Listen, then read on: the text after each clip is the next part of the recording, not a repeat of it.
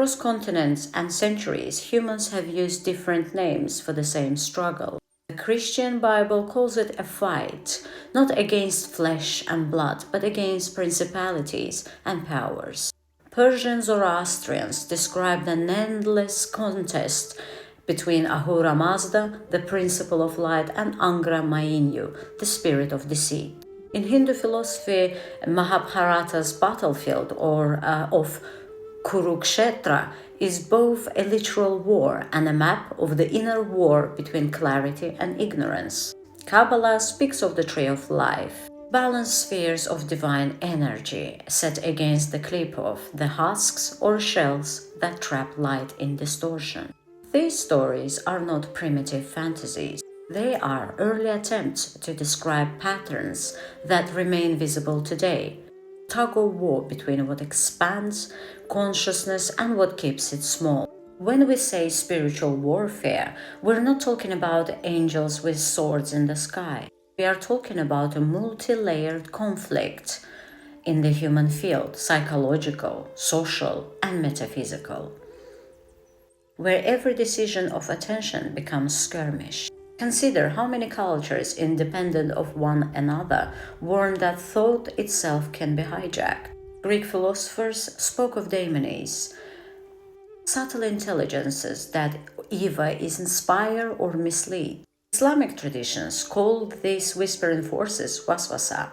Modern psychology uses terms like cognitive bias, trauma loops, and addiction. Different language, same recognition. Something unseen shapes our choices if we stay unconscious. In the 21st century, the battleground looks less like a temple and more like a glowing screen. Algorithms predict desire and feed distraction with mechanical precision. Propaganda, once the tool of empires, now travels through every phone.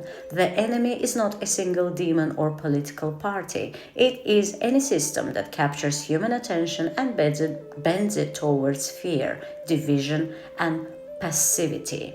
To understand spiritual warfare is therefore to study history, religion, technology, and the inner landscape at once. It is the discipline of noticing who benefits when you are tired, angry, or numb. It asks a practical question that transcends beliefs. Who commands your focus right now? Your own higher will or something that profits from your sleep? This is where our journey begins. Over the next chapters, we will trace the roots of this concept through ancient texts, follow its transformation through mystic schools, and examine its modern expressions in politics, economics, and everyday life. By the end, you will see that the war is less about defeating an external monster and more about reclaiming the sovereignty of your own mind. The language of spiritual warfare didn't appear overnight. It is the hire of many older frameworks, each carrying fragments of a single pattern. Mesopotamia, clay tablets from Sumer and Akkad describe battles between order and chaos. Marduk, cutting through the dragon Tiamat. Enki, restraining the floodwaters. These were not just weather myths. They mapped how civilizations struggled to hold structure against collapse and how individuals fought the flood of instinct. Persia. Zoroastrianism sharpened the idea into a moral duel. Ahura Mazda embodied truth and light. Angra Mainyu embodied the lie. Humans were not spectators, but participants. Every honest word strengthened light. Every deceit fed darkness. The Persian dualism would echo into Judaism during the Babylonian exile and seed later concepts of angels and adversaries. Hebrew texts. By the Second Temple period, Hebrew prophets spoke of the Satan, not as a horned monster, but as an adversary, a testing force permitted by God. The Dead Sea Scrolls describe the war of the sons of light against the sons of darkness, a manual for spiritual militancy that influenced early Christianity. Christian tradition. The New Testament reframed the fight as interior. Paul's letters warn that the weapons of our warfare are not carnal, and that the true enemy is the structure of powers, archai and exosoi, that manipulate human systems. I hope I pronounced it right. Desert fathers in the 3rd and 4th centuries treated thoughts themselves as battlegrounds, intrusive mental states, and developing practices of watchfulness, which is called nepsis, to intercept them. Now, Islamic currents. The Quran speaks of jihad al-nafs, the greater struggle of the self against its lower impulses. Sufis elaborated it into a science of inner combat, where the heart must remain polished so that divine light can reflect without distortion. Eastern echoes. In India, the Bhagavad Gita places the teaching literally on a battlefield. Krishna tells Arjuna that every warrior's duty is to act without attachment, turning combat into a metaphor for the war between higher discernment, buddhi, and the restless senses. Through each culture, the outer war is a mirror of the inner war. The names of the forces change: Tiamat, Angra Mainyu, Satan, Mara, but mechanics remain. A human being caught between clarity and confusion, between expansion and contraction. Understanding this lineage matters because it dissolves the idea that spiritual warfare belongs to any one religion. It is a perennial observation that consciousness itself is contested territory. Weapons of the mind and heart. Every culture that spoke of unseen battles also gave tools for defense and alignment. The language differs: prayer, mantra, meditation, remembrance, but the mechanics are strikingly similar. Attention as the first weapon. Desert fathers called it nepsis. Buddhists called it sati. Sufis called it muragabah.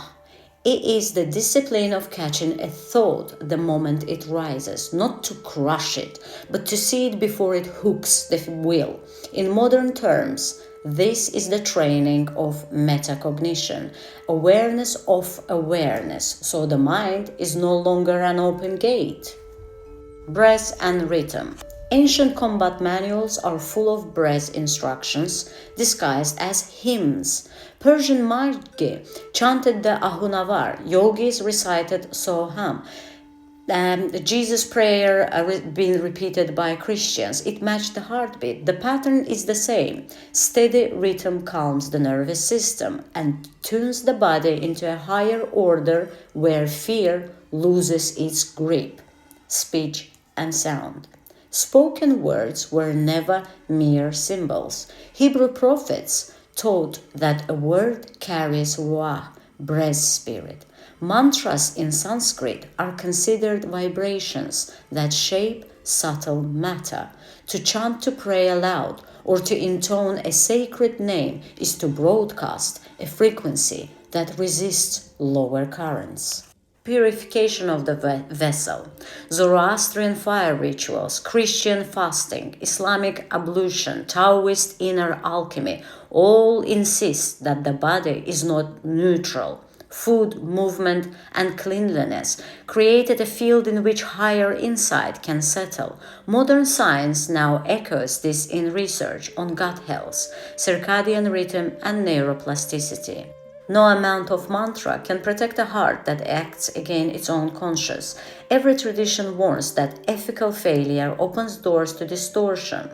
Spiritual warfare is less about fighting invisible enemies and more about aligning daily choices with the highest truths one can perceive.